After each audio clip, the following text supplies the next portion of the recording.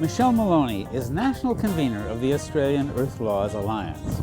She's a lawyer who's been working on climate change, sustainability, and social justice for nearly 20 years. She began at Australia's Sustainable Energy Development Authority and then worked with non-profit organizations in England and California. She's done community building and sustainability projects with the governments of Australia and Queensland, and she spent 5 years managing an Indigenous not-for-profit community development organization in Queensland. Since 2011, Michelle Maloney has been deeply involved with environmental rights and earth jurisprudence, or wild law. The essence of wild law is to rethink and reorganize our legal systems so that they support the whole Earth community, the interconnected web of life on Earth, rather than exploiting and destroying it. She's co-editor of the book Wild Law in Practice. Michelle's particular focus is to prevent the construction of coal shipping facilities in the already fragile Great Barrier Reef to support the vast new strip mines being developed in Queensland. The Australian Earth Laws Alliance, I like to think of it as the Australian expression of this beautiful global movement of advocates who care for the Earth and want to put the Earth at the centre of all of our, I guess, problem solving and creative development of new ways into the future. So AILA is only a couple of years old, and there's a number of really great people around Australia who work together to create a space for other folks who are interested in this area and this work of wild law or earth jurisprudence. So it has been one of the great privileges, I think, of my life to be the coordinator of this really phenomenal group of people. So, yeah. What kinds of issues do you take on?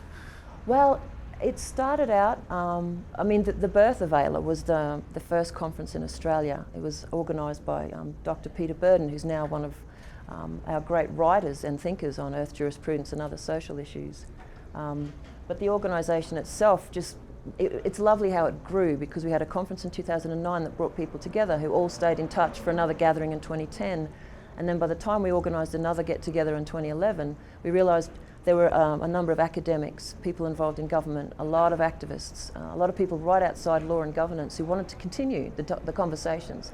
So what do we do? Because we're a fledgling organisation and we sort of came about from a lot of the people who are already working in different environmental or other issues, we've started out really focusing on education and raising awareness to people of these different ways of thinking about environmental governance and our stewardship of the earth. But our relationships with other folk around the world and with other people and other struggles, we're really getting very interested in where is our spaces for genuine grassroots advocacy, because it's really fine and good to have events and to raise awareness and to bring really great people together, but then you've got to take it somewhere else.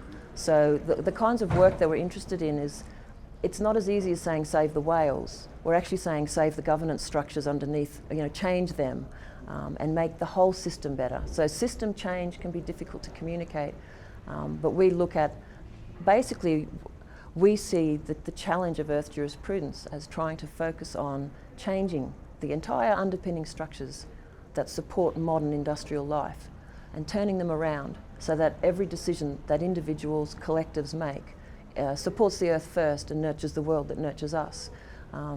So at the moment we're going to be looking at, this year we've got a bit of a strong focus on community-based economics and collaborative sharing and other alternative types of economic ideas that we can share with other folk. And we're also very interested in some of the work that the CELDEF folk in the US have got, their model for that's the Community Environmental Legal Defence Fund, where they work with communities who are really stressed and they're at a place where everything they love is starting to be destroyed, from fracking, from industrial agriculture, from any other issue, and they're actually turning the law around and making it work for communities. And that kind of activism is really relevant in Australia, because the issues we're facing, think of any environmental issue and we're sort of facing it at the moment in Australia. So well, yes, that sounds actually quite horrifying at the moment. It's pretty scary for someone who's been trying to do good things and working in the sustainability space for 25 years. In Australia, what we're seeing, particularly in the last year or two, has been a significant regression of policy that supports social and environmental initiatives, and significant rolling back of so many things that we've worked hard to create, both laws and policies. Let me come back to the phrase earth jurisprudence, which you used a moment ago, which I take it is more or less synonymous with wild law, which is the title of your upcoming book, or the main title of your upcoming book. What is wild law? What is earth jurisprudence? Earth jurisprudence is a term that was coined by Thomas Berry, who was one of the most, I think, wonderful and prolific and important writers and thinkers of the 20th century. Earth jurisprudence is basically about a new law, a law of the earth. But he didn't just mean law, he was looking at the governance system. So in his book, Our Great Work, The Way into the Future, he talks about, he critiques first, I mean it always starts with a critique I guess, he critiques the current industrial system. He looks at the four main pillars that support the current industrial system. The big institutions, so government, the economic system and corporations, education and universities, and religion. And he said that all of these institutions are anthropocentric, so human-centered, focused on growth, disconnected from the reality of the physical world that we live in. And he coined the term earth jurisprudence because he called for a change in the way that we look at governance of the earth and of human societies. For lawyers, jurisprudence just means a theory of law. And what's exciting for lawyers is that we finally have a really good, solid, broad and rich theory of earth-centered law that also links to practice. And that segues nicely into our book, which is called Wild Law in Practice. So back in 2011, myself and my colleagues in Australia who worked together to create a conference, and we were looking at wild law in practice. So we were linking theory, but we're also very interested in how you take these broader ideas of earth-centeredness and you turn that into some kind of practice on the ground. And so wild law, if you think of earth jurisprudence as the big picture, the broader underpinning theories about what we're looking at, wild law is really based on the work of Cormac Cullinan, who wrote his book in 2002. And it was equally delightful. It was a direct call to the legal profession to engage with these ideas and to bring some soul and earthiness back into, I guess, some of the reasons many of us came into the legal profession, which is about justice, and it should be about human societies working together for the greater good. So wild law, a simple way I guess we often explain is that wild law are a good law that is wild law is actually supporting or implementing the principles of earth jurisprudence. But I think other people could explain it differently too. So. Yeah, but that's very exciting. It is. We often joke that wild law brings many lawyers back into the fold, and I'm included in that. I was working on the periphery. I had spent many years working on community development with some Indigenous friends in Queensland, and for many reasons, including having a little girl, I had to sort of stay at home a bit more and was starting to do a lot of the reading, and it was the work that brought me back into the legal profession. I wouldn't say that I'm in the legal profession, but in a world that thinks about the role of law. So. Yeah. And tell me about your experience with the Aboriginal people, because it sounds to me as though that may have been a real formative, like people don't just stumble on the idea of wild law. Something makes them unsatisfied and something gives them some sense that there's an alternative perspective. I was very lucky. In my mid-20s, I was working in London for a little while, but my brother was connected with the Gungaloo community, a wonderful, fantastic group of people in central Queensland who were struggling against everything from the introduction of native title laws, which in Australia are deeply complex and very divisive into society. And this was this recognition of Aboriginal title over land through the Mabo case. But the actual legislative implementation of these things got very complex. And to put it simply, Aboriginal communities suddenly were facing some of the most complex laws in the land with some of the fewest resources. But my personal journey, I feel very, very privileged because I had always been really interested in Aboriginal culture, but had never had a lot of Aboriginal knowledge or access to that kind of information or the communities that are involved in that work, even though I grew up in a town where all my mates were folks from different cultural backgrounds. But when I met these ladies, and they were all grappling with the very beginning of native title claims, and they kept saying to me, "Michelle, you're a lawyer, come and help us with this." I'd say, "But I don't know anything about that law." But then I was slowly drawn into the sheer struggle they had in front of them of trying to show, I guess, the settler community the value of their culture, the rightful place of where they live, their land. Because in a lot of places in Queensland, folks were forcibly moved onto reserves and taken away from their land. The Gungaloo story is a mixed one because most of them stayed on country. So working with them suddenly opened up, I guess, two new worlds. One was the worldview of these people and their amazing origin story and connection to Australia. And the other one is this strange place in Australia that exists between Aboriginal and non-Aboriginal people. And that I could talk about that for a long time, but I guess the shortest way to say that was, as a person born into the privilege of a European background in a very rich country like Australia, I'd never been exposed to some of those issues, and it was definitely some life-changing activities for me.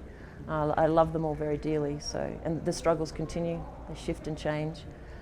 Did that make me more open to wildlife? I started out as someone passionate about the environment from very, very young, because my mum was very much in the same ideas, and helped, as a child, helped me understand the importance of the earth. What Wildlaw did, though, was, I guess, a wonderful opportunity to bring European-style thinking about law and governance and open that up to allow a European-style brain that's been legally trained. Wildlaw invites you to think about the legal system differently. And suddenly all the work I had done with Indigenous cultures and really just so enjoying people who have law of the land as opposed to laws in the mind. I think I really enjoyed the fact that Wildlaw invites mainstream European-style law to open up its heart and soul, to invite in the older knowledge systems and the older peoples, and really rethink it and rejig it and get something new going. So I hope that answered your question. Well, it does, and it because in many ways it's striking. We've sort of done a lot of interviews with various people on various environmental issues, but the thing that struck me when wildlaw really started to emerge in our lives and work was how it brought so much together, that it was so integrated. Yes. That if you had a good set of laws based on earth jurisprudence, you would resolve so many of the specific issues, and sometimes it seems to me you feel like you've got a shotgun blast of separate issues. Yes, we do. This one talks to all of those. Yeah, right? I think as a lawyer that's what I find very exciting about earth jurisprudence. It's the opportunity. One of my colleagues at university who's a theorist said, it's been a long time since I've heard people talk about grand theory, because postmodern thought is there are no grand theories. But in a way, earth jurisprudence returns us to this grand theory, this idea of a cohesive way of thinking about anything, but in this case the earth. And I agree, I find it really exciting, because for someone like me who's got a lot of diverse interests and wandered away from the law, it gives a bit of an umbrella for some of those interests and brings amazing people together, people who are interested in a lot of diverse issues, but because governance and law are really in any society from any time frame, humans had to organise themselves and work together and manage themselves, care for the earth. So it's really the underpinning structures, and if we can rearrange them without the top stuff falling off and breaking down, that would be nice. But that's a whole nother story about how we create the change and how much we might lose on the journey to a healthier relationship with the earth. So. Oh, yeah. So now are you seeing it? Well, let me take you off to another quote from Michelle Maloney, which was. Oh, I've never been quoted before. I don't think I've been quoted it myself or anyone. Isn't that awful? I'm very excited. What did I say? You said that I'm paraphrasing, but you said that you had seen an awful lot of good environmental laws that made absolutely not one whit of difference. And I guess the question is, would Earth law address that, or would Earth law be subject to that? I think a bit of both. So first of all, to clarify, I think there's a lot of environmental laws that have done amazing things. You know, laws that protect national parks, that have created protected areas. In the industrial world, air and water pollution was really sorted out by a lot of good old-fashioned command and control laws that control pollutants, etc. But the argument within earth jurisprudence is that these environmental laws are all embedded within a post-growth system and a human-centered system. And all environmental law is being able to do is being tacked on around the edges of a pro-growth or out-of-control industrial economy. So I believe that many environmental laws and all the environmental lawyers supporting them are fantastic. What's happened, though, is you've got a culture that continues to believe that humans can just absorb, can use up the earth in whatever way it wants. And neoclassic economics tells us that there's no such thing as scarce resources. You know, that everything can be replaced, or that everything is possible, that there are no limits. So the problem with our environmental law system is that it is part of a broader system that's got the wrong worldview about our Earth.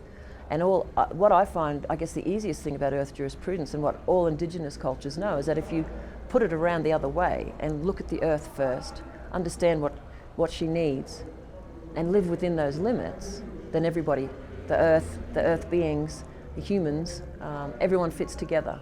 But if you take that human project, and that's what's happened, the industrial economy has just blasted us out of the scale, then you've got a problem. So back to your question, many great environmental laws have been written by great environmental lawyers, but they're trapped within a culture that doesn't want to implement them. And I don't just mean the standard environmental law response of, well, the laws are good, but we didn't enforce them properly. I mean we have an entire culture that won't accept limits, that, you know, if you're weighing the balance and sustainable development or ecologically sustainable development, it was all about weighing economics and social and environmental, and that's wrong. There's no weighing up to be done. You care for the Earth first and you fit within it. You fit within that scale, and I believe the Western society, and Thomas Berry has a great quote, that Western society is scared of limits. It hates limits. It finds them as a constraint rather than a creative energy. So I think wild laws could, or earth jurisprudence or rights of nature can easily fall into that same cultural reluctance, if not malicious design, to not implement them. And this week through the summit on rights of nature, we've heard heartbreaking stories from folks here in Ecuador who have rights of nature in their constitution, but current policy and decisions and the forces of large corporations are all working against the effective operation of the law. So, and again, that's another reason why earth jurisprudence is so multifaceted and why that's important, because even the education work we do, and a lot of great folk around us, the world do, is sharing with people a different way to think about it. So changing culture, so that culture informs governance and law, then changing laws so that can continue as a feedback system to support a different worldview and a healthier relationship. So I think in the early days of this movement there's definitely going to be difficulties getting an earth-centered view of law into formal law, but there are many structures to try to do that. But I believe it's the only way forward, and I think many of us do. We can continue to live in denial. And I liked Vandana Shiva's comment. We say the same thing in Australia. We see this, the powers of the industrial society are, you just can't help but get the feeling, even they know that fossil fuels, extractive economies, the economic system itself, it knows it's in trouble. It knows its days are coming to an end because it's not working. And in Australia, the massive escalation of coal extraction, fracking, coal seam gas in the last 10 years, it just shows that these folks seem to be in an awful hurry to get it out of the ground and make their profits. Because to me, common sense would actually mean that you would even string out the kinds of developments they're doing to make more money, but they seem to be in an awful rush, and I think that tells you an awful lot about what they think of their own future. Well, I've heard it suggested that the big rush is to assert their property rights over the resources that they're, and I don't like that word, but over the resources that they're claiming, so that when the law does come down and say, no, you can't take those resources out of the ground, they can battle it. They've got a claim for compensation. They may be mining for future compensation as much as for coal, right? There's a lot of good investment reasons why they're doing what they're doing.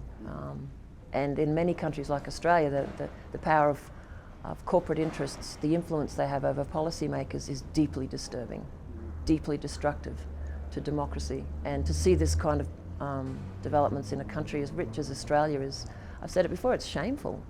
This country, we're one of the richest nations on earth. We have our issues. We don't treat our Indigenous people as, in any way with the respect and the support that we should. But per head of population, we ain't starving, we're doing great. And yet the greed of the government supporting these massive developments, it's unfathomable to some of us. Do you think we can get a change in the paradigm here? Because really that's what you're talking about, right? And the whole earth jurisprudence, in a sense, would mirror a different way of looking at the earth, and perhaps would help to create it. Maybe the two are but can we get there without a massive catastrophe? I think we can. I think we're on the way. And some of the most optimistic research I ever did was trying to finish my doctorate over the next few months, my PhD, and I'm looking at the role of consumption in industrial society, and if law or regulation has a role, because everyone says that law is too blunt an instrument, it's all a socially embedded problem, and it certainly is. But I do believe we can change. I think there's going to be, and I'll give you the example of what I was about to say. We've had about 250 years, give or take a few decades, of the post-industrial revolution lifestyle. Cheap energy has fueled this massive escalation of using up of the resources. 250 years. Systems like our accounting systems are even, the early days of that are even older. But we've had hundreds of years of a mindset of governments and companies acting in certain ways. We've only had really, if you start to look at it in the Western world, maybe 50 years of response to that.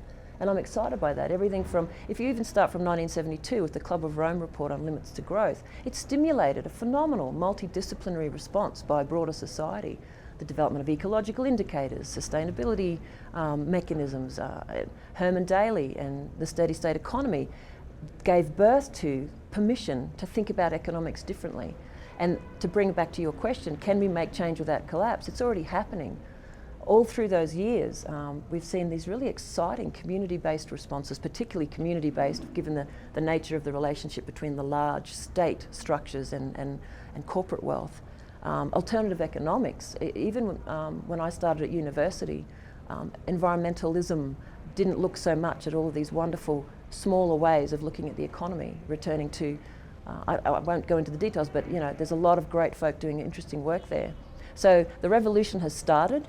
It's happening in small places, and I think Earth jurisprudence is only one humble part of this broader, amazing group of people around the world working in ecological economics, working in collaborative sharing, degrowth, post-growth movements, transition towns, slow food, solar energy, community-based energy. You know, we're seeing little groups, cooperatives springing up in Australia, encouraging citizens to just band together and buy solar.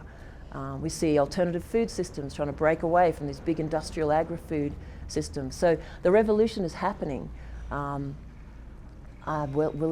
it happen before collapse? I think some folk are saying the collapse is happening. So I think there's a feedback system between the worse this crisis is getting. And we are there's no doubt about it, we're in a time of crisis. It's not going to happen, it's happening. But I think the positive stuff's already bubbling along, and movements like this are exciting because it brings together folk who've already been working on all these different things already, and the more we join together, that's the really cool stuff, when all the little dots start becoming, you know, these big beautiful pictures. So yeah, dot to dot. That's a lovely image though, because what you described really is a world which is in crisis for sure. So the collapse, and I'm not even sure what I mean by collapse. I'm not sure what it would look like. I've actually read definitions of collapse. Yeah. And it actually says that it has to be at a scale, and I won't go into the details because I can barely remember them, but it is, we're crumbling. Collapse is much more dramatic, you know, entire systems failing. Yeah, sorry, I interrupted you, but yeah, there's crumbling and signs of collapse, and you know, what people are seeing with the melting of the Arctic ice and things like that. This is signs of a collapsing system. But that's depressing, that's the challenge, that's the sadness. But many would argue that everything from the global financial crisis to the Occupy movement also indicate that the current system is collapsing.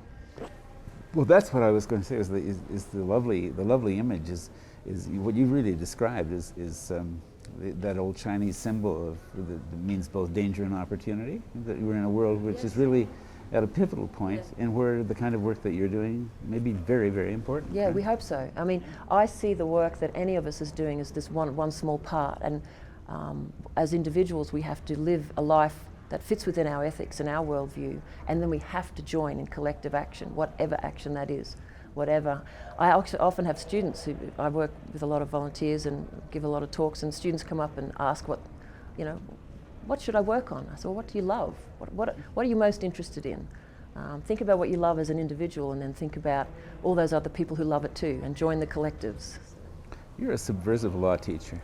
Oh, yeah, I often say that one of the reasons I'm doing my PhD is so that I can slip into academia and corrupt the youth. Because the law schools are full of people who really just want to make money and work on business. But there are these lovely, delightful, smaller percentages of young people, phenomenal young people I admire them so greatly. I know that in my early 20s I wasn't as amazing as those guys, but it gives me great heart. And every now and then in the subjects I teach, which sometimes are completely unrelated, I will still link it all back to some kind of social change idea or care for the environment. So. Well, it seems to me that it's become the lens through which Michelle Maloney sees the world. I think I've always seen it that way.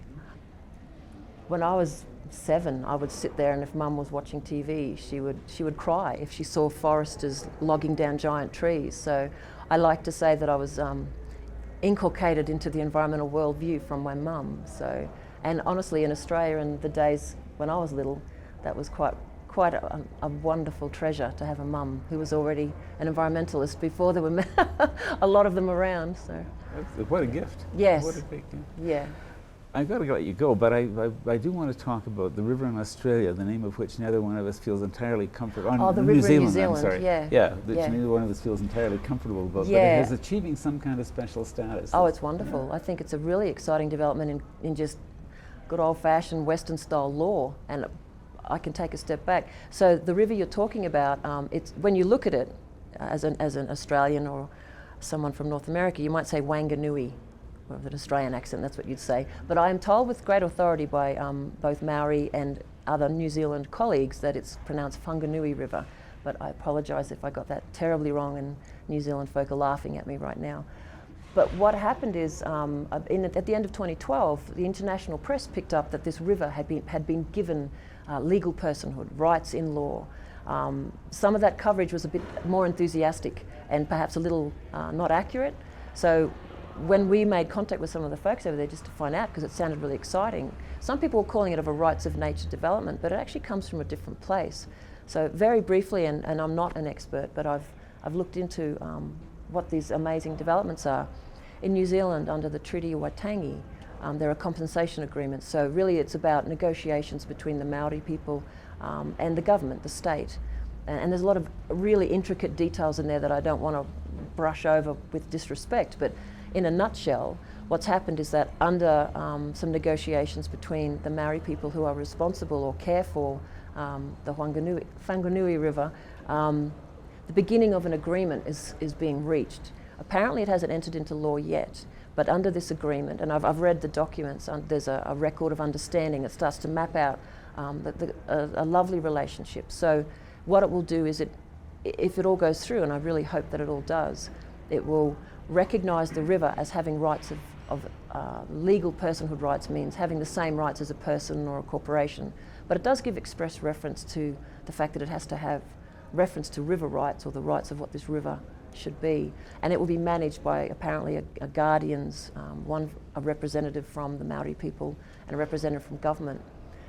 So many of us are watching this space with great interest, because what it does is, it probably is a deep compromise for the Maori people, because it wouldn't be everything that they want. But what it does is these Maori people have very effectively brought some of their custodial responsibilities and have them reflected in Western style law. And some of the lawyers who've been involved in the negotiations, when they're asked, for example, one of them came to a conference in Australia last year, when they were asked, what's it going to look like? How's this going to roll out? And he said, nobody knows. It's brand new, you know. So, but what it's doing is, although I often say it's bubbling up from a slightly different source to some of the rights of nature, and property lawyers will argue that there's a lot of detail. It's very different to these other kinds of rights of nature. What it's doing is it's supporting these ideas that natural systems need to be recognised in a more formal way in some legal systems, so that they can be greater protected. That's almost a patriarchal sort of word, but so that the humans who love them and are responsible for them can care for them and have that relationship respected in law. And that's very important. So, because one thing I didn't mention in all of my discussions is that the whole point of earth jurisprudence is it challenges the notion of earth as property. And so for the Western system, it's deeply radical. It's saying that there's an earth community, not natural resources. So the relationship that we have with our earth shouldn't be about the commoditization and the use of these things. Obviously humans need to use aspects of the world to live, but that should be a more respectful relationship, and within a scale that keeps our beautiful ecosystems alive and thriving and evolving. You know, property is such an illusion when you start to think about it in any way seriously. I mean, I bought a house You know, I loved it, I rebuilt it, and then I sold it. The house Yes. was there before I came along. It was it's older than I. It will be there after I'm gone.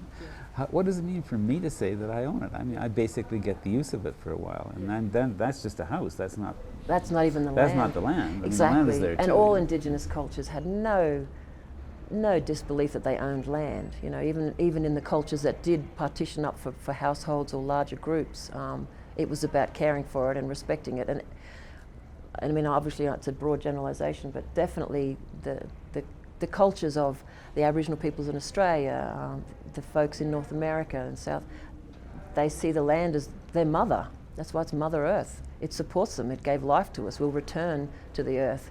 Ownership in the middle, that's just a silly thing.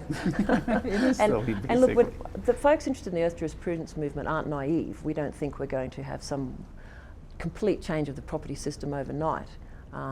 And capitalism, I'm no economist, but you know, capitalism holds within it the deep need to continue to accumulate. So the system itself is problematic, and all of these things weave together. Property rights, notions of personal freedoms, even lovely notions like liberty, have all been taken over by the machines that want to create wealth, and normally wealth for a small sector of society. So property rights are sort of embedded in that capacity to accumulate wealth, to trade and to continue the capitalist system. So I know that someone asked the very important question during the week, you know, is can we move towards a system that reflects an earth jurisprudence structure if we have capitalism? That's a really good question, because a lot of people say not really. But again, all these lovely little dot to dots, the pictures that are forming, the groups that are bubbling up and doing amazing work, they're offering something different without having to be hugely conflict oriented. We don't like that what you're doing to our food. We don't like going into gigantic supermarkets and buying what you have stored for months on end. We're going to set up this cooperative over here and support the local farmers and buy our food directly.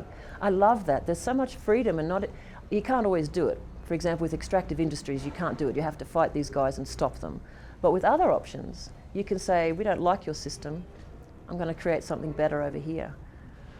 And that has caused shifts in the system. It hasn't caused the demise of some of these really big food systems, but they have, really interestingly, in Australia at least, triggered a much greater interest in organic foods. And so suddenly there are shelves full of stuff you couldn't buy in a supermarket before.